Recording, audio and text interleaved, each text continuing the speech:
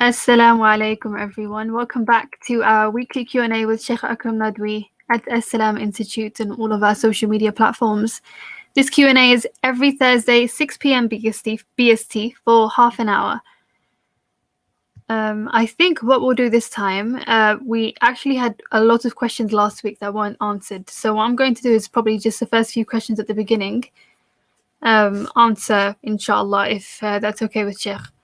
Let's take the first question. This question is, I heard a hadith that there is no salah when there is food and the call of two impurities, urination and the call of nature, or the same thing. Can you please elaborate on its scope? What if there is very less time for the Asr Adhan? I haven't prayed Dhuhr and I'm getting the urge to go to the washroom. Should I hold on and do my pray, or should I relieve myself first and then pray? Okay, Bismillahirrahmanirrahim. Alhamdulillahi Rabbil Alameen. Wassalatu wassalamu ala Rasuli Muhammad wa ala alihi wa sahabihi ma'in amma ba'd. So we have to understand first that actually the prayer is not with the body only, it is with the mind and the heart. Actually, the mind, the heart is the most important thing for the prayer. Though many people only learn the prayer, physical prayer, something saying and a movement, ruku', sajda, qiyam. But these ruku, sajda, qiyam reading, they need intention, they need a will, they need thinking. Meaning is, it is not that you attend the prayer, you should be actually present in the prayer. So that is more difficult thing. So that why anything which distracts you from the attending the prayer, from being present in the prayer, is disliked. So as I mentioned, like somebody is very hungry. So even if he prays, physically he's praying, but his mind is in the food. And if somebody is urgent need or desperate need for any human this need, then his mind will be occupied by those things. So that's why the Prophet advised people that first free yourself. The prayer should be the most important that you do with all your mind and heart. So that rule always remember. Don't pray in rush. If you have a need, go and do it, and then come and pray properly. But sometimes could be there is actually pressing need to pray when food is there, or when you are desperate for going to the human need. There could be some time, like for example, you are in a place where there's no water and your wudu is there. Now if you think you go to the call of nature and then come back, you don't have something for wudu. So some of those occasions, maybe it could be allowed that you pray and then you go your toilet or whatever. But generally, just out of laziness, if people pray quickly, that's not right. Prayer should be done nicely with full attention, while your mind should be present in the prayer. Okay, inshallah. Let's take the next question from Adil. Can the walima happen right after the nikah without any gap on the same day? Or is it necessary to have Yeah, it? the thing is, in generally, the way of walima is it happens after consummation of the marriage. But it is not necessary. It could happen even before that. It is celebration. So ulama allow, walima to be before consummation of the marriage. After nikah, you can do. Uh, so if there any reason for that, there's no harm. But generally, it otherwise the people should do walima after consummation of the marriage. Okay, inshallah. Let's take another question. Are we allowed to do Khatam al-Quran for a deceased person collectively and sharing out a juz each? So each person does it. When people die, then all their actions end. Now they can't pray, they can't read the Quran, they can't do anything. They all ended. That's why people have to do all good deeds before they die. Can other people do some good deeds on the behalf of a dead person? So that we need to understand really that people who can do on behalf of dead person few things, not everything. They can do charity, sadaqah, money, that you can do. You can make dua that, oh Allah, forgive my father, forgive my brother, my my a friend or something like that, or for this Muslim, that you can do the dua. To sadaqah and dua you can do, but you can't do the salah on their behalf. You can't do fasting on their behalf. So all the ibadah that is done by the body, you cannot do on the behalf of anybody. But the ibadah that involves money, you can do on other people's behalf. Like you can do hajj on somebody's behalf, you can do umrah on somebody's behalf. It has money. You can do sadaqah on somebody's behalf. Among the physical ibadah, only dua you can do. That has come very clearly in the hadith you can do. Can people read Quran on somebody's behalf? Generally, Abu Hanifa and other fuqaha, they don't like this because companions never did this. It is physical ibadah. But you can do one thing, you read Quran and then make dua for the person. Because dua after Quran is more likely to be accepted. You can make dua, but don't say that I read the Quran on behalf of so and so. Because it is physical ibadah, it cannot be done on the behalf of anybody. So that what, and all the ibadah should be done alone. There's no need to be collective except congregational prayer. That is the. So if you want to do reading of the Quran, then dua for someone, do alone. There's no reason to be in the public and gathering because that is showing off, and people do for the sake of other people. It be pure ibadah should be hidden as much as possible. So don't be part of any collective reading of the Quran. Okay, Jazakallah khair, Shaykh. This question is referring to, I think, an answer you gave last week from Ihsan. His question is, you said that the Quranic or prophetic du'as aren't to be treated like magic and that we should make our own du'as. But what then is the purpose of such du'as? Aren't prophetic words more valuable than ours? Thing is, people don't make a difference between dhikr. Dhikr of Allah is very important. And dhikr are many types. Dhikr is the prayer, salat, is dhikr. So that dhikr should be done according to Sunnah of the Prophet Sallallahu Alaihi Wasallam. Either he to do the salah. Another dhikr is Quran, read the Quran. You can't make your own Quran. And then dhikr are specific du'as that the Prophet Sallallahu Alaihi Wasallam used to do at certain times, like in the morning, in the evening, when somebody dies or something like that. That you follow those words, that's much, much better. And also about the forgiveness, oh Allah, forgive me. If you follow the Prophet's words, because these things you need all the time, and you can't invent any word better than that. That's all. But there are things which you need, your need. It does not necessarily mean the Prophet needed them. All those things you should do from your heart, your mind, in your language, in your words. Then I think that you find out the words of the Prophet, and the Prophet's word don't have any more importance here. It is your words. So that you, and only once. You don't need. For example, the Prophet even advised people, if your shoes needs to be repaired, ask Allah. So just ask Allah once. Oh Allah, I want to repair my shoes. Help me. We not don't say 10 times, 20 times. Because he had once. Some du'as you need all the time. Like Allah forgive me, because you do sin all the time, and forgiveness is all the time. So some like, oh Allah, give me paradise. That we need all the time.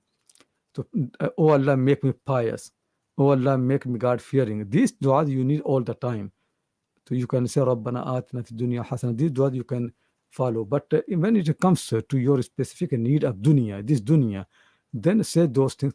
And that's all. Once, don't need to copy anybody. No prophet copied the dua of other prophets. Read the Quran. It's not that Musa says, oh, let me make dua in the same words as Ibrahim did. No. They used to have their own. When it comes from your heart and mind, that's more effective. And to understand, it is very important to know dua is not like magic. I've written an article about, if you know the story of Ali Baba and 40 thieves. So in that story, that is a story of Alf Layla wa Layla, Arabic story, but it is actually translated in every language. In that story, Ali Baba sees these 40 thieves. Their leader comes to a cave which is locked, and he said, "Sim, sim, sim, sim, sim, open." And this word, he does not know what it means. Then the lock is open. He goes and inside he collects whatever. Then he comes back, sim, sim, closed, and it is door is closed. So this word sim sim had magic effect. No dua is like that. They're not magical. It is asking Allah, and Allah's giving makes impact. You ask Allah from your heart and then He gives. That's all. Not that the words make difference. Though dua is not magic. To understand properly, when you say, oh Allah, do, then He will do. that. But if you say certain words will make him to do, so you are wrong really. There's nothing magic in Islam. So always be very clear. Those dua which you need all the time, yeah, that you can see in your words, you can follow any prophet or messenger. Even that you don't need to follow, but if you want, you can do. But dua that you need, like if somebody wants to marry, somebody wants to build a house, somebody wants all, just say in your words and only once. Don't need to say all the time. Okay, Jazakallah khair, Shaykh. Let's take a question from Chowdhury. You said that contraception is haram. What should a husband do if his wife wants to take temporary contraceptive methods like condoms or pills? Thing is, you have to understand this thing all together. Really, people should have to understand what the marriage is. If there's a medical need, then fine. Somebody, when pregnancy, they have problem and difficulty. And sometimes they need maybe more gap out. I don't know if you can ask doctors. Then fine. Just because wife chooses to something else, and people, this really motherhood is a very very important thing, and family is very very important. But in our time, what happens really is, you know, earning money has become more important. So earning money is so much, and also enjoyment of the life is more important. For that purpose, people, sacrifice motherhood. People don't want to be mothers anymore, and if they want to be mothers, they want to just one child is enough to. These things are why, because something else has become more important in our mind, that we work and employed and something else. I want to go around the world and see, and if pregnancy will stop me. So nobody wants to get any hardship in the life. So the purpose of the life has changed so much. It's going to harm everybody. It's harming already. So don't fall in trap like that. Sit with your wife and discuss the matter, and tell her that one day we're going to die, and we're going to be accountable to Allah Subhanahu wa Taala. He doesn't like actually people doing all these things. Your children are His mercy and rahmah. If you have got sheep, if you're farmer, if you have sheep, you want to be more and more sheep. No, to our children actually less important than the sheep. Farmers want to have more and more sheep, but now you don't want to have children.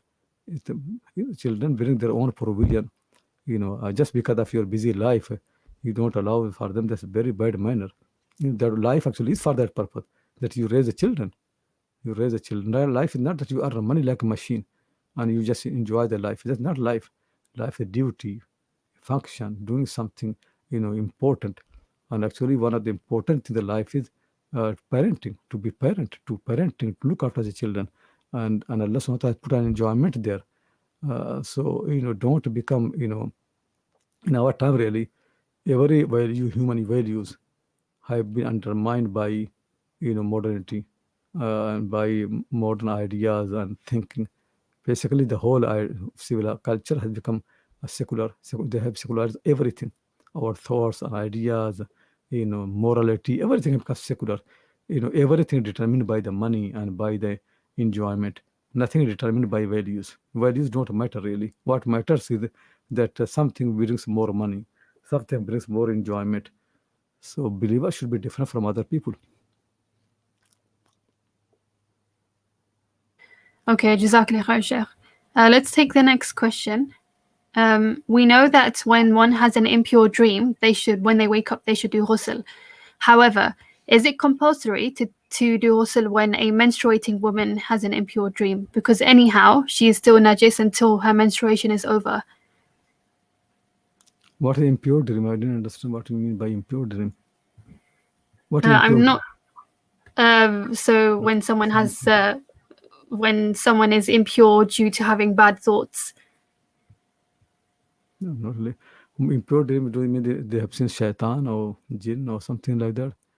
Oh, something If the frightening. sister, inshallah, maybe she can ask the question in a more clear way, inshallah, we'll get back to it. Or they mean by impure dream ihtilam. When people see dream, sexual relation and they become Yeah. wet. They Yes. mean, that makes ghusl obligatory. But that's certainly ghusl is obligatory because you have to pray, or you have to read the Quran. But if women are in menstruation, yeah, then they don't need to have ghusl, because ghusl is not for itself. Ghusl means to ibadah. So if they don't do ibadah, then there's no need to do. Except if you want to read the Quran, because I can't do some people, women in menstruation, they can read the Quran. So if you want to read the Quran, then yeah, have bath, because that wet dream makes you impure. You have to have bath. So that bath will be obligatory for reading the Quran. Yeah, yeah. Okay, Jazakallah khair, Shaykh. Just give me a moment and we'll find another question.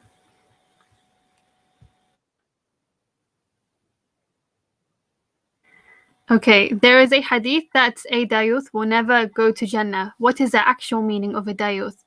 Does So it that mean a husband? Yeah. Does it mean a husband will be punished if his wife doesn't follow the rules of Islam? no, the youth means somebody who has no ghaira, meaning is he does not have any honor. So this man, doesn't mind any problem if his wife has a relation with other men, or she goes with them and she enjoys the life with them, and he doesn't have any problem. So that man is actually the youth. The youth means he has no ghaira, no honor, no humanity. Yeah, the people like that will be punished. Why somebody has honor, respect, and does not want haram, and if wife does without telling him in hiding, then he's not responsible. But if he knows and he still accept it, he's the youth. That actually is the big one of the big sin. Yeah. Okay, let's take the next question from Junaid. Some people say that we should leave the scholars to informing the people about fiqh, as there are so many opinions. But once I learn things in fiqh, should I not teach others, for example, my family or my community? Thing is, what you don't need to do is if somebody already follows an opinion which is valid, so you don't need to teach your opinion. But if they don't know, yeah, then teach freshly. If somebody does not know how to do Urdu, then teach Urdu. You can't do any madhab, any opinion. But if somebody does Urdu already, can't do Shafi madhab, and you know Hanafi madhab, don't teach. Don't confuse the people, because all are the same, very similar. What matters is the ibadah. So don't confuse the people. But certainly you need to teach. Fiqh is important. Otherwise, how can people pray? How can people fast? Because they need to know the rulings. It is not rulings are not important. Rulings are important. What the problem is, people should not fight for rulings. If there are differences, people should not prefer one over the other for no reason. People should allow, people should have flexibility. So if somebody follows the ruling, that's fine. Then you don't need to make it, your wife follow the Hanafi madhab and you follow Shafi madhab. You don't need to teach her your madhab, because wife does not need to follow madhab of her husband. Nobody needs to follow any madhab. The people choose whatever they like, up to them. But if somebody does not know anything, yeah, then you need to teach. Okay, and on this same topic, we have another question. Can I pray behind an imam who is not from my school of thought? Yeah, think actually the opinions, these are opinions, very important. They're not important. Certainly you can, pray behind anybody. Shafi can pray behind Hanafi Imam, Hanafi can pray behind Maliki Imam. You can pray behind somebody who does not follow any madhab, as long as he knows prayer and he's a pious person. If question is from Mir Fahim. If same Mir Fahim or different Mir, Sheikh Mir Fahim, are you from Luton or you are a different person? Who is Sheikh Mir Fahim? Is Mir I Fahim wish from? I could answer for him. Oh, Maybe you if don't he know. You don't know. submits another comment. If Mir Fahim is from Luton, then this question from him is a mistake, because he has been attending my class for more than 10 years, maybe 15 years, and he knows everything that I know. So now, still, if he asks this question, is a big problem. And the penalty will be that he should invite us for a nice food somewhere. Then we can forgive this question, because this question is not appropriate for someone like Mir Fahim. Oh, convey my message to him. Yeah. Okay, inshallah, we'll wait for Mir Fahim to let Yeah. us know if he's from Luton. Please do let us know. Okay, let's take the next question. What is your take on Ya'juj and Ma'juj? No, Yajuj Majuj are, one type of human being, a tribe, and they will come at the end of the day. After Isa alayhi salam has come, they will come and they ruin the world, and Isa alayhi salam will have no time, no power to fight them, and they will destroy the whole world. And Isa alayhi salam will take refuge with believers into mountains, and he'll make dua. Because of his dua, some certain diseases will spread among Yajuj Majuj, and all of them will die. It will have very bad smell and disease again because of the death, huge number of the people dying. Then he will make another dua. Then a big flood will come, and Allah will clean all the earth. Then Isa alayhi salam and his followers will be living in the world. All people believers, there are no unbeliever. So that will happen. But we don't know who are Yajuj Majuj. Everybody is guessing. There are people who say Yajuj Majuj are Americans. Some people have written a book actually among my teachers and people I know that they are Europeans. They are Yajuj Majuj. Some people say Yajuj Majuj is not people, it is a system. The people just keep guessing really.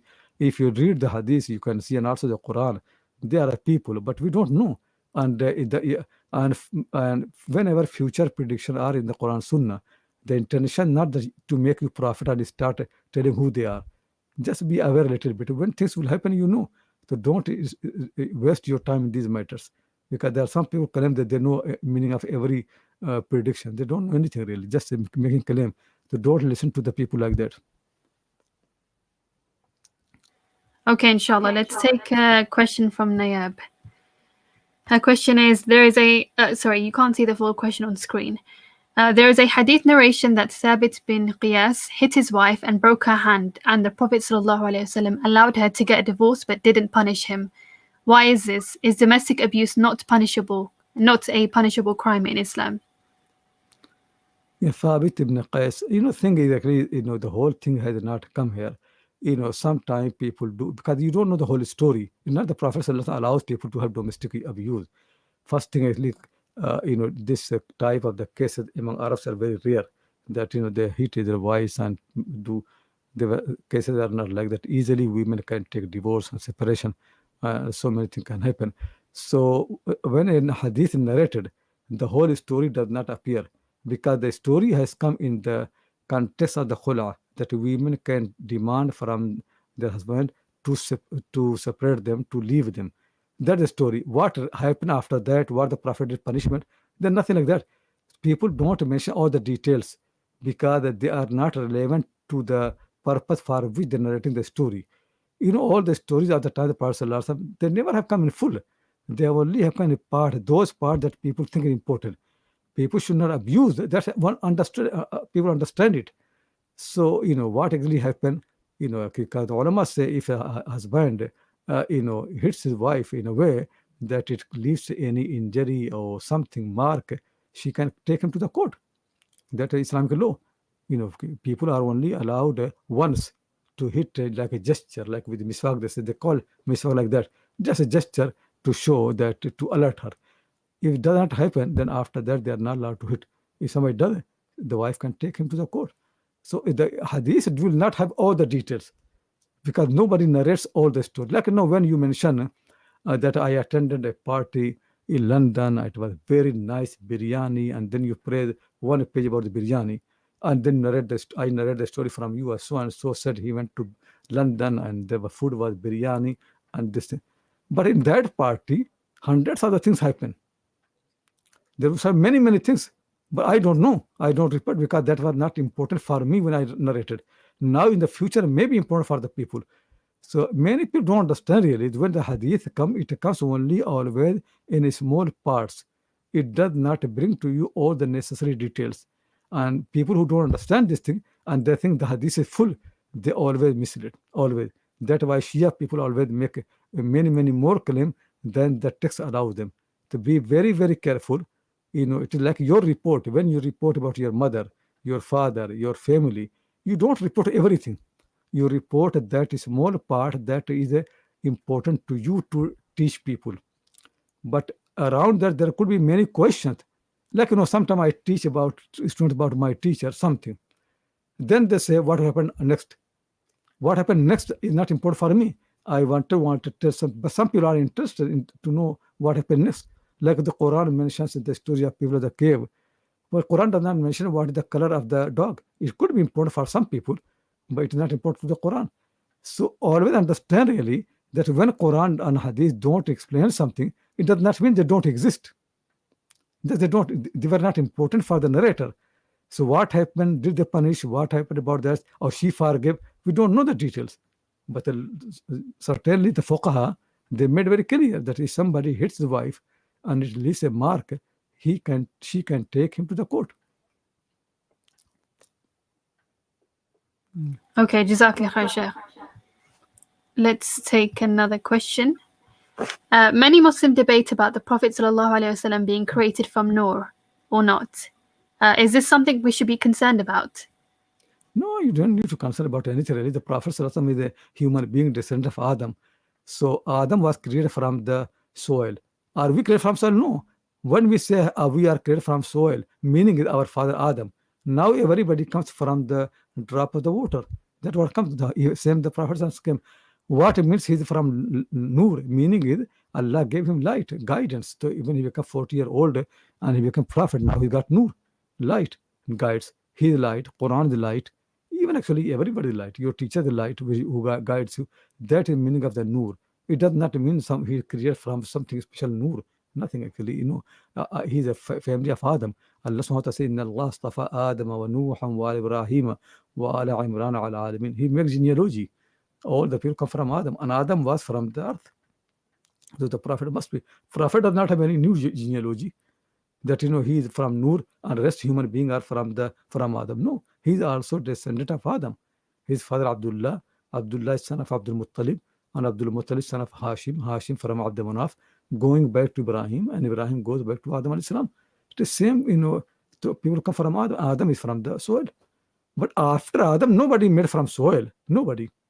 After Adam, everybody comes a certain arrangement in marriage. So the Prophet came from his father, parent, and the parent came from another parent, going back. So to say the Prophet is from Noor, what they mean? Do they mean he's not coming from the drop of the water from his father? It is stupid to say something like that. Nobody came like that. So, meaning from light is he's a guide. He has a guidance. He teaches people. So you can say like my teacher is the light. What do I mean? Meaning is that he guides. You can say my teacher created from the musk. What the meaning is, musk has perfume. Same my teachers, characters, they have perfume. Like musk. So people use this word. I use say my arm is from iron. So does what mean? If they are made from the iron? No, it means I'm as strong as the iron. So this is always being. Quran says the Quran Noor. What means? It's Noor. Meaning it guides like Noor. But Quran not Noor. Quran the book like book. Yeah. Okay, we will try and take one last question, inshallah. This question's from Muhammad. A doubt that has always bothered me. Did the Prophet ﷺ doubt Aisha radiallahu anha during the scandal? Why didn't he unconditionally believe her, and why was he so distressed? That shows the Prophet does not know unseen. Prophet ﷺ knows she is pure, but he has no proof to make people calm down. People make a rumor, it's hurting him. He does not accuse. He never accused her. He is not among the people who accuse. Ali did not accuse her. All the companions did not accuse her. But they don't know how to defend until the Quran comes very clear that, in this case, you must be firm. But that time, they did not know guidance. There was no guidance, no Quran. And the Prophet ﷺ does not know what to do. His wife, for your wife, you cannot be extra defensive. Other people think that you are siding with your wife. You don't want to, you are not a prophet. Prophet should go for the rules, for the laws. So so the prophet knows that she is fine, but he doesn't, he actually has no idea. Possibility is there. Anybody can do zina, anybody can do it. The possibility is there. Rumors are there. So she asked Aisha, oh Aisha, if you have done this thing, then repent to Allah. Allah will forgive you. And if you have not done, Allah will reveal your purity and will know. So he said this. He does not know. But certainly, he is influenced by people's rumors, like any human being. So, this is, I don't know why doubt come to your mind. It happened to everybody. When people start saying something, anybody can be impressed. But then you have to behave like Quran says. Quran says now in the future, whenever somebody makes a rumor about any woman, say, no, it is not right. It never can happen. Deny it, reject it. But now we have guidance. Now we cannot say. But until that time, there was no guidance. Yeah. Okay, I think we will end it there, inshallah. Jazakallah khair, Shaykh, for your time, and Jazakumullah khair and everyone else for joining us. I think we've covered a wide range of topics, alhamdulillah. Just again, this will be my last time announcing this. If you just give me one moment. We just have a few more days remaining until applications close for our Islamic scholarship programs at ASI. Most of you must know this by now. Shaykh Akram Nadwi is the principal and co-founder of Al-Salam Institute, and we offer short courses, residentials, but we are mainly known for our part-time Islamic scholarship programs. So if you are currently studying, working, but you also do want to pursue Islamic studies and you're not able to fully commit, we do part-time Islamic scholarship courses for just 1 day a week, every Sunday. If you have any more questions, you can head to our social media, head to our Instagram account, Al-Salam Institute, head to our Facebook page. You can email us at info@assalam.ac.uk. You can give us a call. And we've actually started sharing some testimonials from ASI students, from our graduates. We've also tried to introduce some of our ASI teachers to our social media so you can hear from them and you can see what you can have some sort of insight on how studying with ASI will be. The deadline is the 31st of July, so please do ask any questions on our social media. Head to the URL in the bottom bar, inshallah. And other than that, we will see you next week, inshallah. Assalamu alaikum, everyone.